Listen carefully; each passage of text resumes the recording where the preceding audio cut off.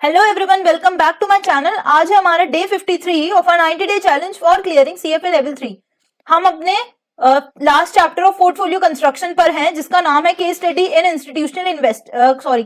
इन portfolio management. Institutional वाला part हम देख रहे हैं, ठीक है। और उसमें भी पर्टिकुलरली हम अगर बोलूं तो हम क्या देख रहे हैं, सॉवरेन वेल्थ फंड को, ठीक है। So without wasting much of our time, let's get started. उसमें से हमने हाफ पोर्शन अपना कंप्लीट कर लिया, another half will be completed today. पूरा ये चैप्टर फिनिश हो जाएगा। उसके बाद हम कल शुरू करेंगे अपने स्पेशलाइज्ड पाथवे से, जिसका नाम है पोर्टफोलियो मैनेजमेंट, ठीक है। अब हम शुरू करते हैं।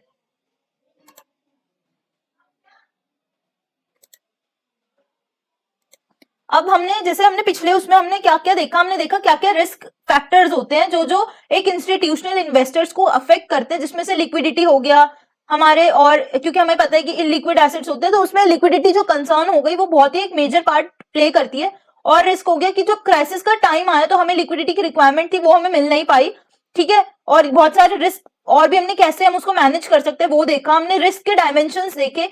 बट अब हम देखने जा रहे हैं जो इन्वायरमेंटल और सोशल रिस्क जो हो गए। अभी हमने प्रीवियस जो अपनी वीडियो थे उसमें देखा था फाइनेंशियल रिस्क, इसमें हम देख रहे हैं इन्वायरमेंटल और सोशल रिस्क कौन कौन से होते हैं। Universal ownership, externality and responsible investing. अब जो ये वाली टर्म है एक्सटर्नैलिटी, ये मैंने अपने कॉलेज टाइम में जब मैं इकोनॉमिक्स ऑनर्स कर रही थी मैंने तब पढ़ी थी कि एक्सटर्नैलिटी हम किसे बोलते हैं। तो वही चीज मैं अभी आपको एक्सप्लेन करती हूँ। Externality is nothing but your, जब हम कोई भी, मान लो कि मेरी कोई कंपनी है, ठीक है, कोई कंपनी है, वो क्या कर रही है, वो कुछ भी चीज प्रोड्यूस कर रही है, एग्जाम्पल लेदर प्रोड्यूस कर रही है, ठीक है, लेदर बैग्स बना रही है। तो अब लेदर बैग्स की प्रोडक्शन हो रही है, उसमें क्या हो रहा है, ऐसा एक पोल्यूशन, कोई ऐसी केमिकल निकल रहा है, इमिट हो रहा है, जिसकी वजह से ना आसपास के लोगों को प्रॉब्लम हो रही है, ठीक है। तो जो मेरी कंपनी क्या कर रही है, नेगेटिव एक्सटर्नैलिटी प्रोड्यूस कर रही है, ऐसी एक चीज जिससे मेरे को फायदा हो रहा है बट दूसरों को नुकसान हो रहा है। पॉजिटिव एक्सटर्नैलिटी क्या होगी, मान लो कि हमें सबको पता है एक लोकेलिटी है, ठीक है, कोई भी पर्टिकुलर लोकेलिटी है, इसमें एक घर है अगर, और इसमें बहुत सारे घर है, ठीक है, ये वाले आसपास के। हमें सबको पता है अगर एक जो ये वाला, मान लो ये वाला जो घर है, ये अपने आप को ना, मतलब अपने घर को इंप्रूव करने की कोशिश करता है। इंप्रूव इन द सेंस कि उसकी पेंट करा रहा है, उसके कुछ ना कुछ मॉडिफाई कर रहा है, वुडन का काम हो गया, कुछ ना कुछ फ्लोरिंग हो गया, या इंटीरियर डिजाइनिंग कर रहा है। अगर ये इससे कर रहा है तो ये सिर्फ इसको ही फायदा नहीं होगा, इसकी प्रॉपर्टी के रेट्स नहीं बढ़ेंगे, इसके आसपास के प्रॉपर्टी के जो रेट्स होंगे वो भी इंक्रीज हो जाएंगे because of the positive externality की। ये क्या हो रहा है, इसकी प्रॉपर्टी अच्छे से रेनोवेट होने की वजह से इन प्रॉपर्टी के रेट्स बढ़ जाएंगे, क्योंकि अच्छी लोकेलिटी, इससे ये होगा कि ये वाली जो प्रॉपर्टी है एक अच्छी लोकेलिटी में है। तो इसको हम क्या बोलते हैं, जब हमारे एक्शंस सिर्फ हमारे तक ही सीमित नहीं रहते और दूसरे लोगों को भी अफेक्ट करते हैं।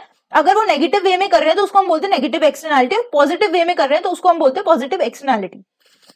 अब यूनिवर्सल ओनरशिप, यूनिवर्सल ओनरशिप हम सबको पता है, इसका मतलब ये है क्योंकि जो इंस्टीट्यूशनल इन्वेस्टर्स पर्टिकुलरली और सॉवरेन वेल्थ फंड, ये क्या है, एक मासेस को इफेक्ट करेगी।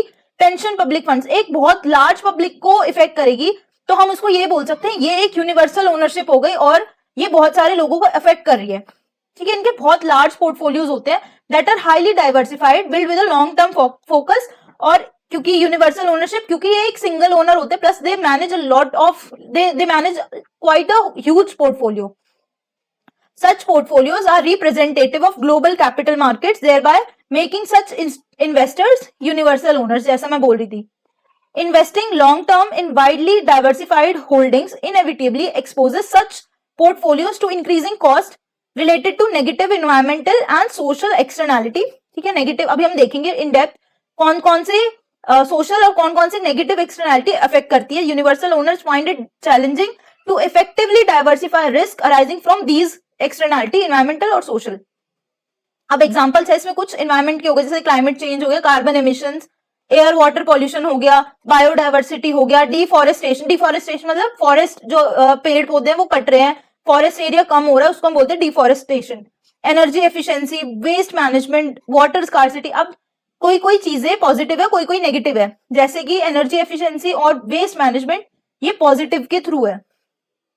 बायोडाइवर्सिटी ये सारी पॉजिटिव है। Social issue example customer satisfaction and product responsibility, data security and privacy, gender and diversity, occupational health and safety, community relations and charitable activities, human rights, labour standards, ये सारी क्या है, हमारी social issues है।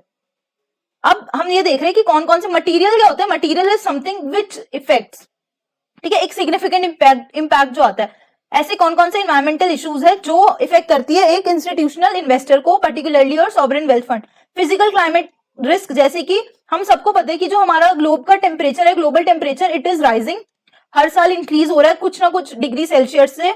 Erratic weather patterns हो रहे हैं, such as heavy precipitation, सूखा पड़ रहा है तो बहुत टाइम तक सूखा पड़ा हुआ है, और हैवी प्रेसिपिटेशन मतलब बहुत बारिश हो रही तो हो ही जा रही है।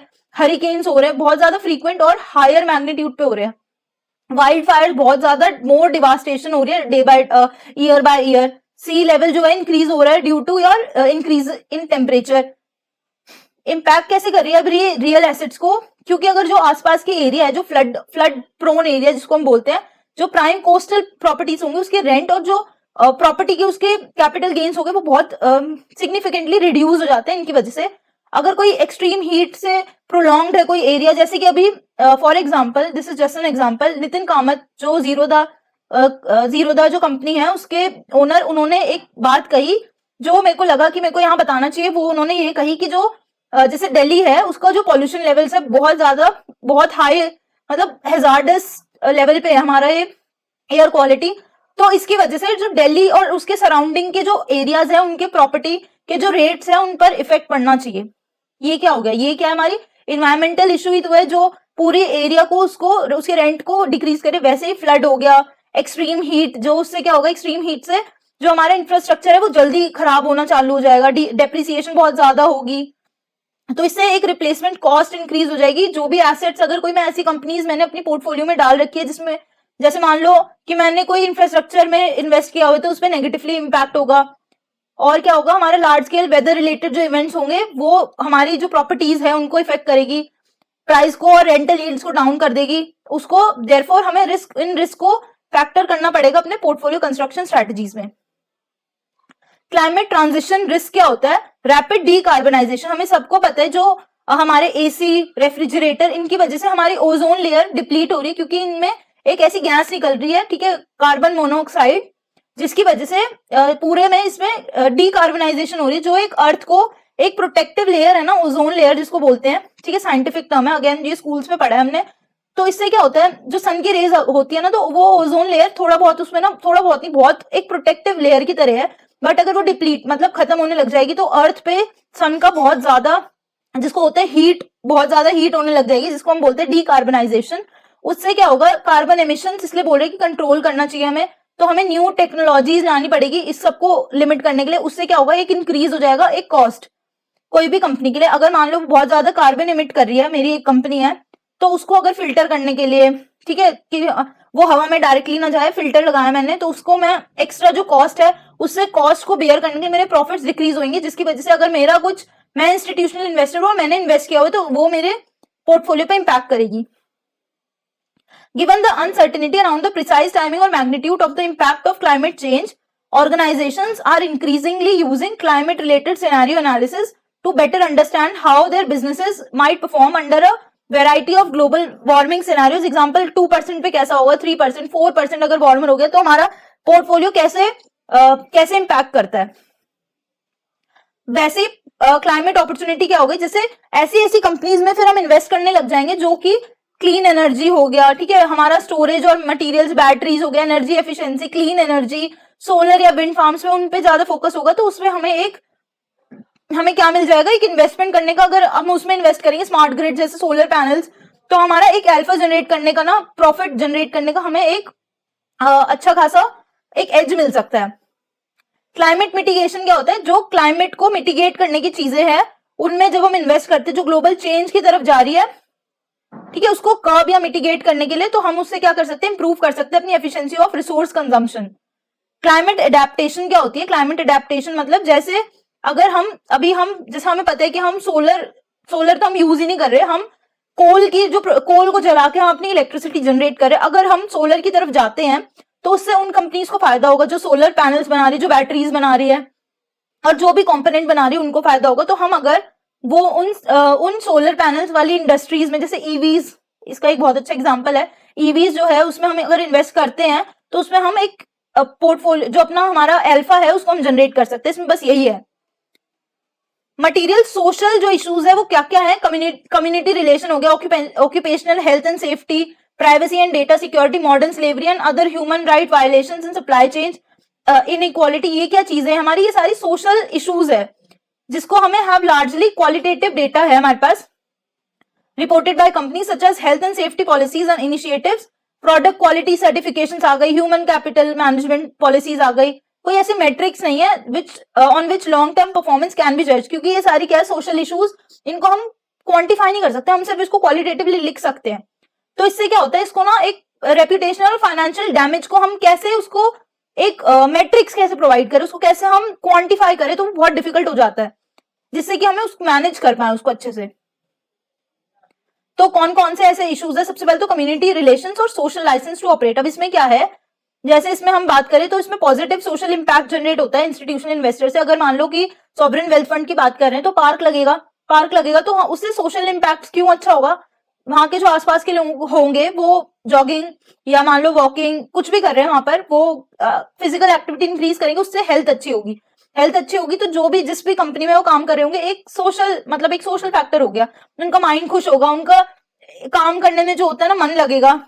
वैसे ही such as improving essential public infrastructure and services और providing better access to medicine या फिर टेक्नोलॉजी कुछ बन रही है। नेगेटिव सोशल इंपैक्ट क्या होगा, अगर हम उनकी पुअर स्टैंडर्ड है, हम उनको वॉशरूम जैसे बेसिक फैसिलिटीज प्रोवाइड नहीं कर रहे, सैनिटेशन नहीं है वहां पर, ठीक है, और उनको लॉन्ग आवर्स पे काम करा रहे हैं उनको विदाउट कंपनसेशन प्रॉपर, उससे क्या होगा एक नेगेटिव इंपैक्ट आता है, ठीक है। और labour issues in the supply chain, जैसे कि वही सेम कि एक्सेसिव और फोर्स्ड ओवर टाइम हो रहा है, लो वेजेस प्रोवाइड कर रहे हैं, heavy reliance on temporary workers पे, उनको परमानेंट जॉब्स नहीं प्रोवाइड कर रहे, ठीक है, और उनको यूनियंस बनाने में हेल्प नहीं कर रहे। यूनियंस बनेगी तो वो एक अपनी आवाज उठा पाएंगे मिलकर, कुछ भी अगर उनको नेगेटिव होता है।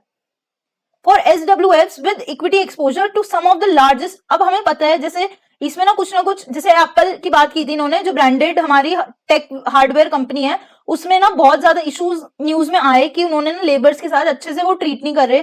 ऐसे अपैरल ब्रांड की भी एक इन्होंने बात किया था, कोई अपैरल ब्रांड था, ठीक है, तो अगर हमारे मान लो वो कोई सोशल इशू आया कि वो लेबर्स के साथ अच्छे से ट्रीट नहीं कर रहे, उनको वेजेस जो उनके प्रॉपर है वो नहीं प्रोवाइड कर रहे, और अगर हमारे पास वो पोर्टफोलियो में हमारे ये एसेट्स है, तो हमें क्या होगा, नेगेटिव इंपैक्ट पड़ेगा। तो हमें एक तरह से इसका जो ये वाला इंपैक्ट है ना सोशल, इसको भी हमें देखना चाहिए, कंसिडर करना चाहिए, ये भी एक रिस्क है, क्योंकि हमें नहीं पता कि ये जो कंपनी है कैसे ट्रीट कर रही है अपने लेबर्स को।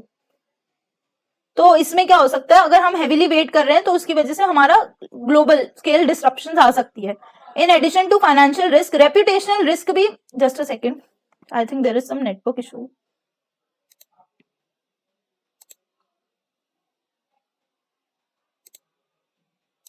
ठीक है, तो इसमें जैसे ये वाली चीज अगर हम हेवीली इस पे रिलाय कर रहे हैं, कोई भी ऐसे स्टॉक्स पे जो लेबर्स के साथ अच्छे से ट्रीट नहीं कर रही, रेपुटेशनल रिस्क के साथ साथ हमारा फाइनेंशियल रिस्क भी इसमें जुड़ा हुआ है, ठीक है, इसकी वजह से क्या होगा, अनएथिकल बिजनेस प्रैक्टिसेस और इम्प्रॉपर कोई भी यूज कर रहे हैं तो वो हमारे पोर्टफोलियो को नेगेटिवली इंपैक्ट कर सकता है। द जस्ट ट्रांजिशन में जो ओके, इसको 3/4 मत लेना, ये ऐसे था, ठीक है, ये एक एरो बने हुए हैं।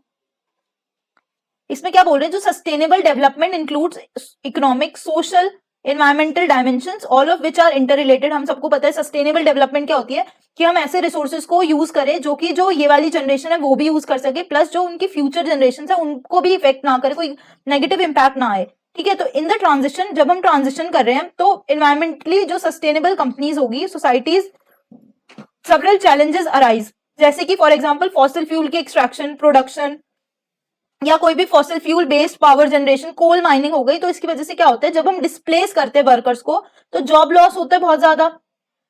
इसमें ये बोल रहे हैं कि मतलब जैसे अगर मेरे को कोई ये एरिया है, इसको डेवलपमेंट करना है, मान लो से कि मेरे को डैम बनाना है, तो डैम बनाने के लिए मेरे को आसपास के लोगों को खाली करना पड़ेगा, वहां की जो एरिया उसको हटाना पड़ेगा, उनको एक प्रॉपर जो उनकी लाइवलीहुड है मैं उनसे वो छीन रही हूँ, तो मुझे एक प्रॉपर उनको वहां से अगर मैं उनको उठा रही हूँ तो मुझे एक ऐसे उनको प्रॉपर उनको लाइवलीहुड प्रोवाइड करनी पड़ेगी, फर्स्ट उनको वो हाउस और वो पूरा फैसिलिटीज प्रोवाइड करनी पड़ेगी।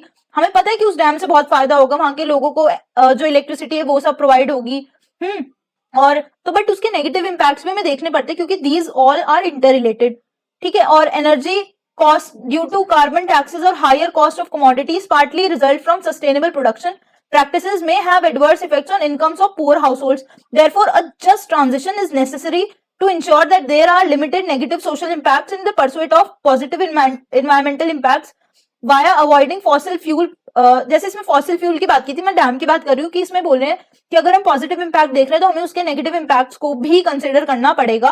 और जो ये जस्ट ट्रांजिशन है, ठीक है, just transition encourages a dialogue between हमें वर्कर्स और जो अपनी इंडस्ट्री, गवर्नमेंटल जो इन्फ्लुएंस कर रही है, ज्योग्राफी और हमारे पॉलिटिकल और कल्चरल सोशल कंटेक्स्ट, उन सबको एक साथ लेकर पूरी जो भी स्टेक होल्डर्स है इस पूरी एरिया में, उन सबसे बात कर जो उनके हिसाब से वो सूटेबल है, हमें वही अपने जो भी डेवलपमेंट प्रोग्राम्स है उनको लाना चाहिए।